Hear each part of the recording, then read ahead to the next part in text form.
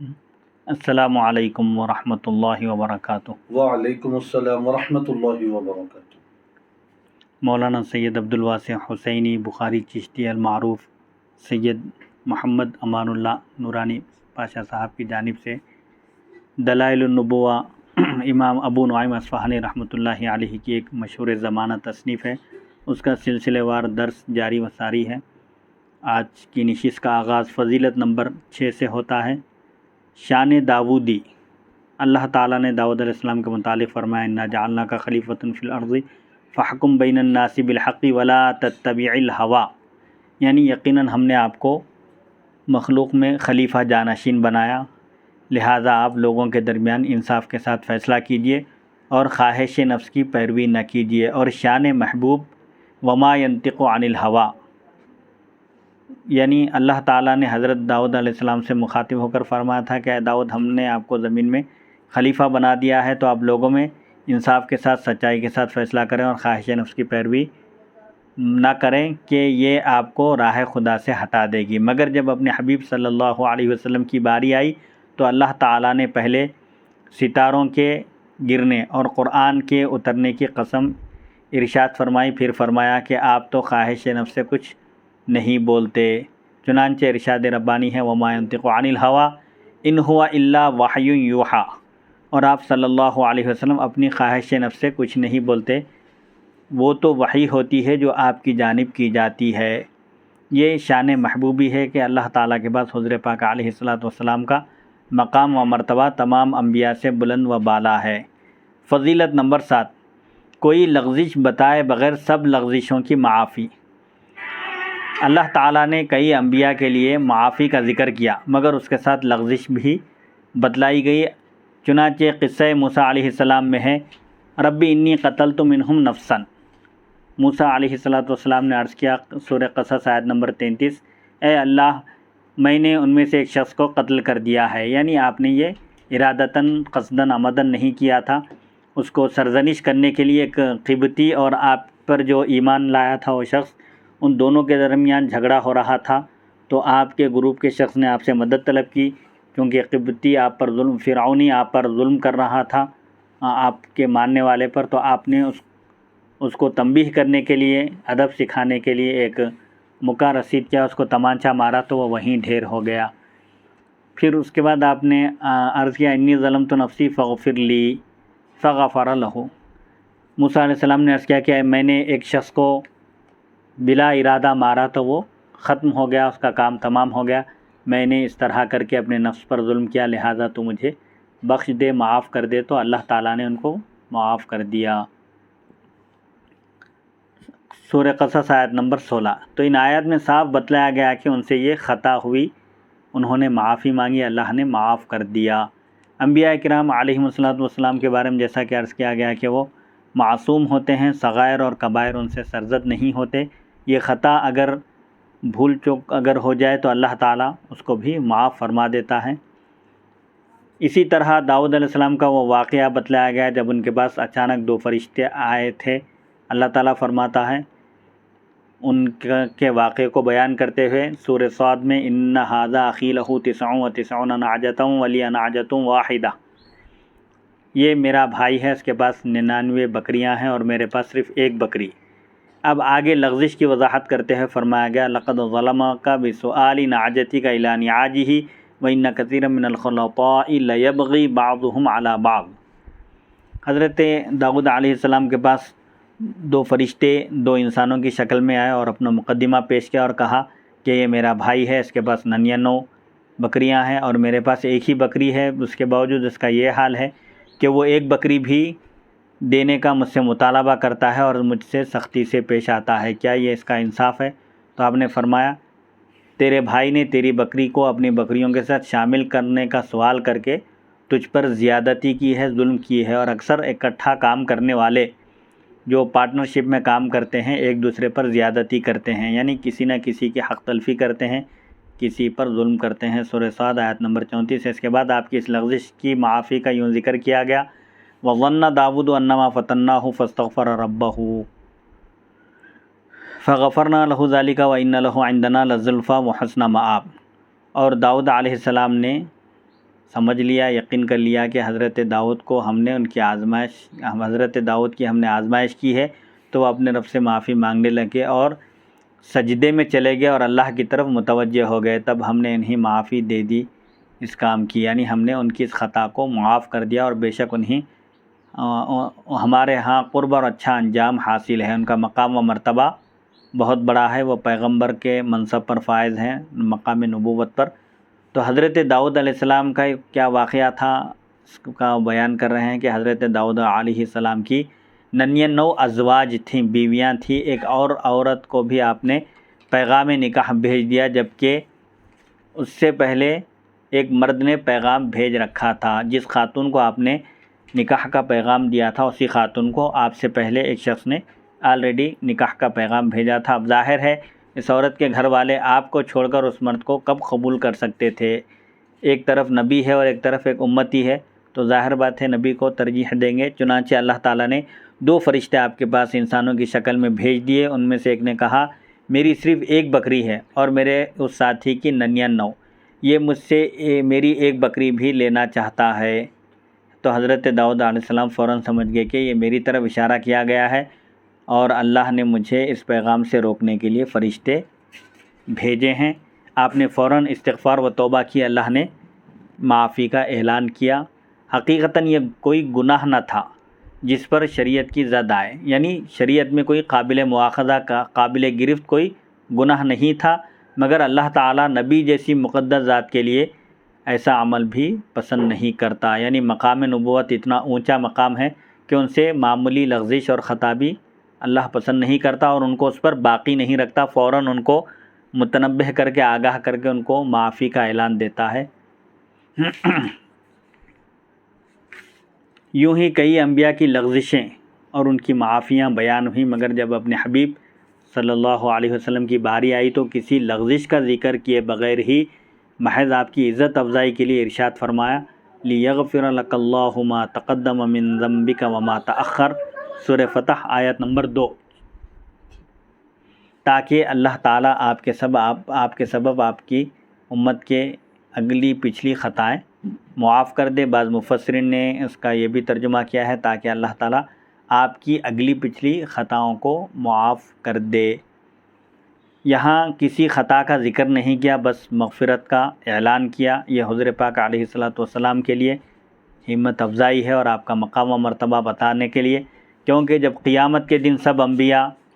اذهبوا الی غیری نفسی نفسی اذهبوا الی غیری کہیں گے، تو چونکہ حضور پاک علیہ الصلوۃ کو اللہ تعالیٰ نے دنیا ہی میں خوشخبری آپ کو عطا کر دیا تھا، اس لیے آپ اس وقت نفسی نفسی اذهبوا الی غیری نہیں کہیں گے، بلکہ انا لہا،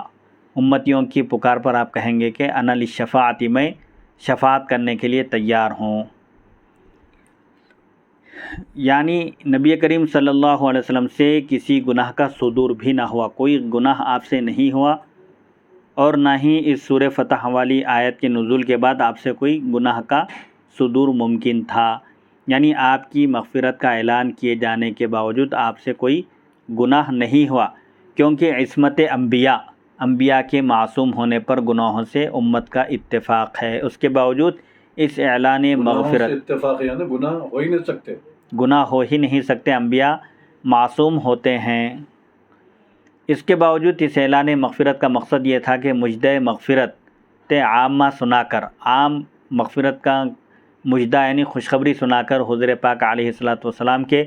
قلب انور کو مطمئن کر دیا جائے اور آپ کے مقام و مرتبے میں اور اضافہ کر دیا جائے، جیسے بادشاہ اپنے کسی انتہائی باوفا و با کردار وزیر کی عزت و توقیر میں اضافے کے لیے کہہ دیتا ہے کہ تمہارے ساتھ خون معاف، حالانکہ اس نے کوئی خون نہیں کیا ہوتا ہے، اور اس کے مقام و مرتبے اور سیرت و کردار کو دیکھ کر نہ ہی آئندہ اس سے ایسے فعل کی امید ہوتی ہے، لیکن عزت افزائی کے لیے بادشاہ اسے مجدہ مغفرت یعنی مغفرت کی خوشخبری دے دیتا ہے۔ یہی صورتحال یہاں بھی ہے کہ اللہ تعالیٰ نے آپ صلی اللہ علیہ وسلم کے مقام و مرتبے کو بلند کرنے کے لیے یہ مجدہ یعنی یہ مغفرت کا اعلان فرمایا۔ اس آیت لِيَغْفِرَ لَكَ اللَّهُ مَا تَقَدَّمَ مِن ذَنبِكَ وَمَا تَأَخَّرَ کے تحت مفسرین نے اس کے کئی معانی اور مطالب بیان کیے ہیں۔ ایک تو ابھی گزرا، ایک یہ بھی ہے کہ ذنب سے مراد آپ کے گناہ سے مراد آپ کی امت کے گناہ مراد ہیں، یعنی تاکہ اللہ تعالیٰ آپ کے سبب آپ کی امت کے اگلے پچھلے گناہ معاف کر دے۔ خازن اور روح البیان جو مشہور تفسیریں ہیں، اس میں یہ تفسیر کی گئی ہے کہ یہاں پر حضور پاک علیہ الصلوۃ والسلام کی خطا سے مراد آپ کی امت کی خطائیں ہیں، اگلی پچھلی تمام خطاؤں کو معاف کرنے کا اللہ نے یہ اعلان فرمایا۔ فضیلت نمبر 8، ہر نبی سے آپ پر ایمان لانے اور آپ کی غلامی کرنے کا وعدہ لیا گیا۔ ومن فضائلہ اخذ اللہ المیثاق علی جمیع انبیائہ ان جاءہم رسول آمنوا بہ ونصروہ فلم یکن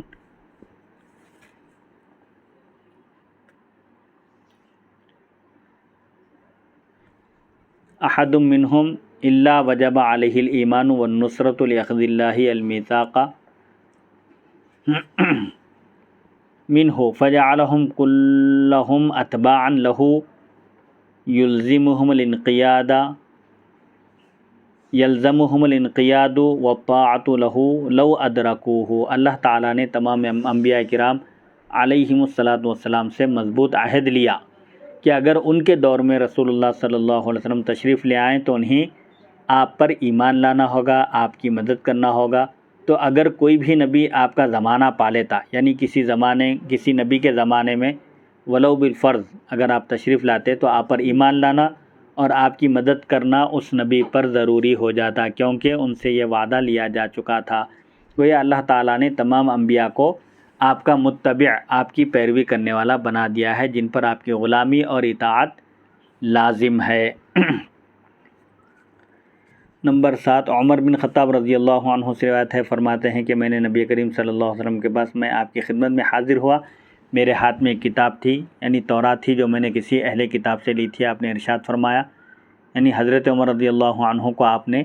تورات کے اوراق پڑھتے ہوئے دیکھا تو آپ کا چہرہ انور متغیر ہو گیا، غضب کے آثار آپ کے چہرے پر ظاہر ہو گئے، تو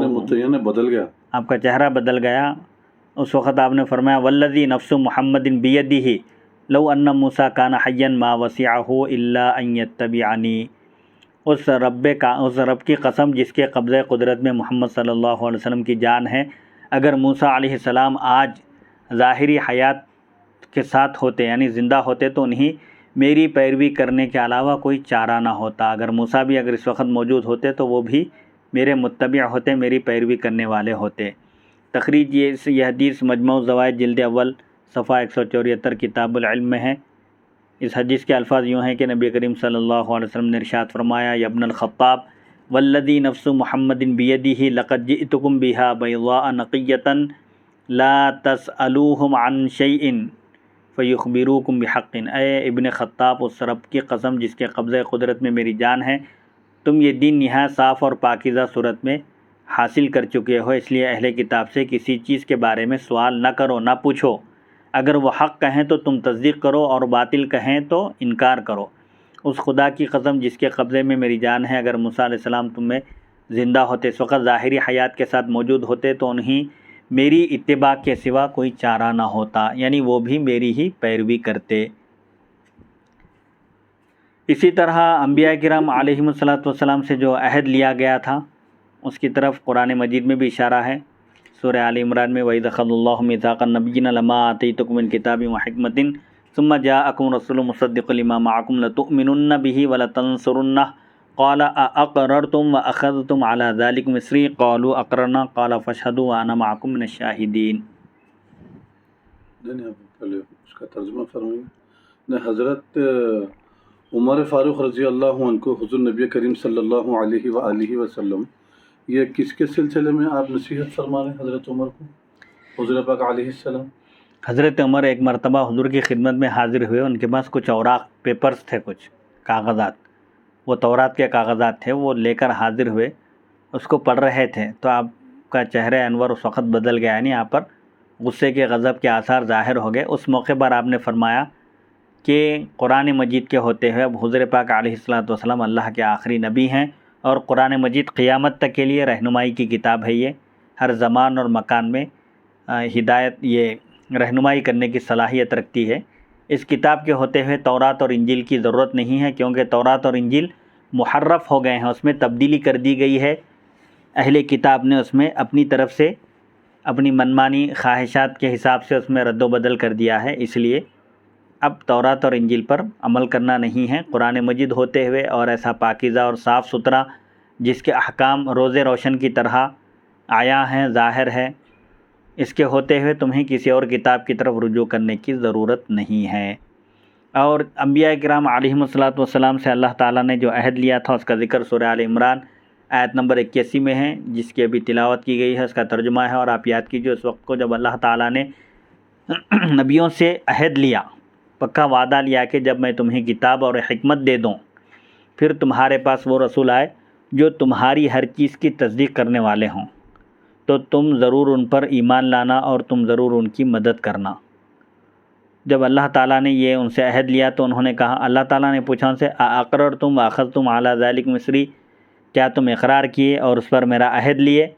تو سب نے کہا بیک زبان، سب انبیاء نے کہا ہاں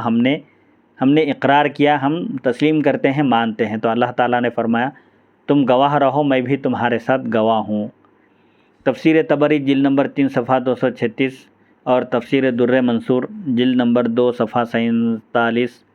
اس آیت کے تحت یہ الفاظ ہیں، ان علی بن ابی طالب قال لم يبعث اللہ عز وجل نبیا آدم فمن بعدہ الا اخذ علیہم العہد فی محمد لئن بعث وهو حی لیؤمنن به ولینصرنہ ویأمرہ فیأخذ العہد علی قومہ فقال وإذ اخذ اللہ میثاق النبیین۔ حضرت علی مرتضیٰ رضی اللہ عنہ سے روایت ہے کہ اللہ تعالیٰ نے آدم علیہ السلام کے ساتھ تمام انبیاء سے یہ عہد لیا، یہ وعدہ لیا کہ اگر ان کی حیات ظاہری میں محمد صلی اللہ علیہ وسلم تشریف لائیں تو اس نبی کو ان پر ایمان لانا ہوگا اور آپ کی مدد کرنا ہوگا۔ سبحان اللہ، سبحان اللہ۔ اور ہر نبی کو یہ بھی حکم ہوا کہ ہر نبی اپنی امت سے بھی ایسا ہی وعدہ لے، ایسا ہی ان سے عہد لے۔ یہ حضرت علی سے منقول ہے۔ حضرت علی سے یہ روایت ہے، تفسیر در منصور اور طبری ان تفاسیر میں یہ روایت موجود ہے۔ عام طور پر یہ مفسرین روایتوں کا التزام کرتے ہیں، آیتوں کے ساتھ اس ضمن میں کوئی روایت ہے تو اس کو بیان کرتے ہیں۔ آگے لکھا ہے کہ اس حدیث کو احمد، ابو یعلا اور بزاز نے روایت کیا ہے۔ فضیلت نمبر 9، آپ صلی اللہ علیہ وسلم کی اطاعت ایک مستقل اور مطلق فرض ہے۔ اللہ تعالیٰ نے تمام جہاں پر اپنی اطاعت کی طرح آپ کی اطاعت فرض عام قرار دی، جس میں کوئی شرط ہے نہ استثناء۔ ارشاد باریہ تعالیٰ ہے، ما آتاکم الرسول فخذوہ وما نہاکم عنہ فانتہوا۔ یہ رسول جو کچھ تمہیں دیں تم اس کو لے لو، اور جس کام سے وہ روک دیں اس کام سے باز آ جاؤ، رک جاؤ۔ سورہ حشر آیت نمبر 7۔ اس آیت میں اللہ تعالیٰ نے یہ نہیں فرمایا کہ نبی کی اطاعت میری اطاعت کی وجہ سے یا میری وحی اور حکم سے کرو، بلکہ آپ کی حدیث سے حاصل ہونے والے امر و نہی احکام کو قرآن کی طرح تمام مخلوق پر مطلقاً فرض قرار دے دیا۔ اسے نہ روکا جا سکتا ہے اور نہ ہی محل مناظرہ میں اتارا جا سکتا ہے، اور نہ ہی نبی کریم صلی اللہ علیہ وسلم سے کوئی دلیل مانگی جا سکتی ہے، جیسا کہ قوم موسیٰ نے کہا تھا، لن نؤمن لک حتی نری اللہ جہرۃ، اے موسیٰ ہم آپ پر ہرگز ایمان نہ لائیں گے یہاں تک کہ آپ اللہ تعالیٰ کو کھلم کھلا ہم اللہ تعالیٰ کو دیکھ لیں۔ سورہ بقرہ آیت نمبر 55۔ یہی وجہ ہے کہ اللہ تعالیٰ نے اپنے لیے عطیوں کا صیغہ علیحدہ اور آپ کے لیے علیحدہ ارشاد فرمایا، مگر اولو الامر کے لیے یہ صیغہ علیحدہ نہیں ارشاد ہوا۔ اولو الامر سے مراد سلاطین، حکام۔ چنانچہ فرمان رب ہے، یا ایھا الذین آمنوا اطیعوا اللہ واطیعوا الرسول واولی الامر منکم، اے ایمان والو تم اللہ کی اطاعت کرو اور رسول اللہ کی اطاعت کرو، اور تم میں سے جو حاکم وقت ہیں، امیر ہیں تمہارے، تم ان کی بات مانو۔ رسول اللہ صلی اللہ علیہ وسلم اور اہل حکومت کی اطاعت میں جہاں یہ فرق ہے، وہاں دوسرا فرق یہ بھی ہے کہ اہل حکومت کی اطاعت مطلقاً فرض نہیں کہ جو بھی وہ تم کو حکم دیں اسے مان لینا ضروری ٹھہرے، بلکہ حدیث میں ہے، لا طاعۃ لمخلوق فی معصیۃ الخالق، خالق کی نافرمانی میں مخلوق کی کوئی اطاعت نہیں۔ مخلوق اگر کوئی ایسے کام کا حکم دے جس میں اللہ تعالیٰ کی نافرمانی ہو تو پھر اس حکم کو نہیں مانا جائے گا، مگر نبی کریم صلی اللہ علیہ وسلم کی اطاعت و پیروی مطلقاً فرض ہے۔ حضور پاک علیہ السلام جو حکم دیں وہ امت کے لیے فرض کا درجہ رکھتا ہے۔ یعنی اب خواہ وہ ماں باپ ہو مخلوق میں، ماں باپ بھی آ گئے، مرشد بھی آ گئے، اساتذہ بھی آ گئے، سب آ گئے، چونکہ قرآن پاک میں تو صاف کہا گیا وَإِن جَاهَدَاكَ عَلَىٰ أَن تُشْرِكَ بِي مَا لَيْسَ لَكَ بِهِ عِلْمٌ فَلَا تُطِعْهُمَا۔ والدین کے ساتھ حسن سلوک کرنے کی تاکید کے ساتھ یہ کہا گیا کہ اگر والدین خدا نخواستہ اگر مشرک ہوں اور تم کو شرک کرنے کے لیے کہیں تو وہاں ان کی بات نہ مانو، لیکن وَصَاحِبْهُمَا فِي الدُّنْيَا مَعْرُوفًا، ان کے ساتھ دنیا میں اچھا سلوک کرو، ان کے مقام و مرتبے کا لحاظ رکھو، ان کو تکلیف نہ پہنچاؤ۔ اسی طرح سورہ حشر میں اللہ تعالیٰ نے حضور پاک علیہ السلام کی اطاعت کے بارے میں فرمایا کہ وَمَا آتَاكُمُ الرَّسُولُ فَخُذُوهُ وَمَا نَهَاكُمْ عَنْهُ فَانْتَهُوا۔ اس کی وجہ غالباً یہ ہے کہ اولو الامر یعنی صاحبان اقتدار بسا اوقات کبھی کبھار خواہش نفس کے تحت بھی حکم صادر کر سکتے ہیں، اپنی خواہش نفس کے مطابق کبھی مخلوق کو، پبلک کو، اپنی رعایا کو وہ کوئی آرڈر حکم دے سکتے ہیں، مگر نبی کریم صلی اللہ علیہ وسلم کی شان یہ ہے وما ينطق عن الهوى ان هو الا وحی یوحی، آپ خواہش نفس سے کوئی بات نہیں کہتے، آپ جو کچھ کہتے ہیں وہ وحی الہی ہوتی ہے، یعنی آپ کی زبان مبارک سے جو بات بھی نکلتی ہے وہ حق ہوتی ہے، کبھی نافرمانی کی بات یا نافرمانی کا آپ حکم نہیں دے سکتے۔ فضیلت نمبر 10، پس ذکر حق ذکر ہے مصطفیٰ کا، یعنی اللہ تعالیٰ کا ذکر، حضور پاک علیہ السلام کا ذکر اللہ کا ذکر ہے۔ اللہ تعالیٰ جب اپنی اطاعت، معصیت، فرائض، احکام اور وعد وعید ذکر فرماتا ہے تو اپنے نام کے ساتھ اپنے حبیب صلی اللہ علیہ وسلم کا نام بھی شامل فرماتا ہے، یعنی جہاں بھی اللہ کی اطاعت کا ذکر ہے رسول اللہ کی اطاعت کا ذکر ہے، جو اللہ کی نافرمانی کرے اس نے رسول اللہ کی نافرمانی کی، اس طرح اللہ تعالیٰ نے اپنے نام کے ساتھ آپ کے اسم مبارک کو جوڑا ہے، چنانچہ ارشاد خداوندی ہے اطیعوا اللہ و اطیعوا الرسول، اللہ کی اطاعت کرو اور رسول اللہ کی اطاعت کرو۔ اطیعوا اللہ و رسولہ ان کنتم مؤمنین، اللہ اور اس کے رسول کی فرما برداری کرو اگر تم مومن ہو تو۔ وَأَطِيعُوا اللَّهَ وَرَسُولَهُ أُولَٰئِكَ سَيَرْحَمُهُمُ اللَّهُ، اللہ اور اس کے رسول کی اطاعت کرو، یہی وہ لوگ ہیں جن پر اللہ عن قریب رحم فرمائے گا، کرم فرمائے گا۔ انما المؤمنون الذین آمنوا باللہ ورسولہ، سوائے اس کے کچھ نہیں کہ مومن تو وہ ہیں جو اللہ اور اس کے رسول پر ایمان لائے۔ استجیبوا للہ وللرسول، حکم مانو اللہ کا اور اس کے رسول کا۔ ومن یعص اللہ ورسولہ، اور جو اللہ اور اس کے رسول کی نافرمانی کرے۔ ان الذین یؤذون اللہ ورسولہ، بے شک وہ لوگ جو اللہ اور اس کے رسول کو تکلیف دیتے ہیں، اللہ کو تکلیف دینا تو محال ہے، تو اس میں بتلانا مقصد یہ ہے کہ رسول اللہ کو تکلیف پہنچانا اللہ کو تکلیف پہنچانے کے برابر ہے۔ ان سب احکام و احوال میں اللہ تعالیٰ نے اپنے نام کے ساتھ اپنے رسول کا نام اس لیے رکھا ہے تاکہ ان کی شان بلند سے بلند تر دکھائی جائے۔ یہاں حضرت حسان رضی اللہ عنہ کے اشعار جو پیچھے گزر چکے ہیں کیا خوب صادق آتے ہیں۔ وَضَمَّ الْإِلَٰهُ اسْمَ النَّبِيِّ بِاسْمِهِ اِذْ قَالَ فِي الْخَمْسِ الْمُؤَذِّنُ أَشْهَدُ وَشَقَّ لَهُ مِنْ اسْمِهِ لِيُجِلَّهُ فَذُو الْعَرْشِ مَحْمُودٌ وَهَٰذَا مُحَمَّدُ۔ اور یہ اشعار کیا خوب صادق آتے ہیں۔ اذاں کیا جہاں دیکھو ایمان والو، پس ذکر حق ذکر ہے مصطفیٰ کا، کہ پہلے زبان ہم سے پاک ہو لے تو پھر نام لے وہ حبیب خدا کا۔ مولانا حسن رضا بریلوی کے اشعار ہیں، یعنی اللہ تعالیٰ نے نبی کریم صلی اللہ علیہ وسلم کے اسم مبارک کو اپنے نام کے ساتھ شامل کیا ہے۔ جس وقت مؤذن 5 وقتہ نمازوں کی اذانوں میں اشہدو کہتا ہے، یعنی اللہ کی وحدانیت کے ساتھ رسول اللہ صلی اللہ علیہ وسلم کی رسالت کی گواہی دیتا ہے۔ وَأَذَانٌ مِّنَ اللَّهِ وَرَسُولِهِ، اور اعلان ہے اللہ اور اس کے رسول کی طرف سے مشرکوں سے براءت کا۔ وَلَمْ يَتَّخِذُوا مِن دُونِ اللَّهِ وَلَا رَسُولِهِ وَلَا الْمُؤْمِنِينَ وَلِيًّا، اور نہ بنایا انہوں نے اللہ اور اس کے رسول اور مومنوں کے مقابلے میں کوئی دوست۔ أَلَمْ يَعْلَمُوا أَنَّهُ مَن يُحَادِدِ اللَّهَ وَرَسُولَهُ، کیا وہ نہیں جانتے کہ جو شخص اللہ اور اس کے رسول سے دشمنی کرے تو اس کے لیے جہنم ہے جس میں وہ ہمیشہ ہمیشہ رہے گا۔ انما جزاء الذین یحاربون اللہ ورسولہ، سوائے اس کے کچھ نہیں کہ جو لوگ اللہ اور اس کے رسول سے جنگ کرتے ہیں ان کی سزا تو یہ ہے،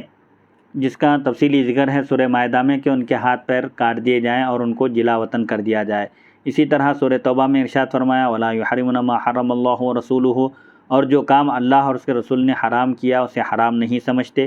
وَمَن يُشَاقِقِ اللَّهَ وَرَسُولَهُ، اور جو اللہ اور اس کے رسول کی مخالفت کرتا ہے۔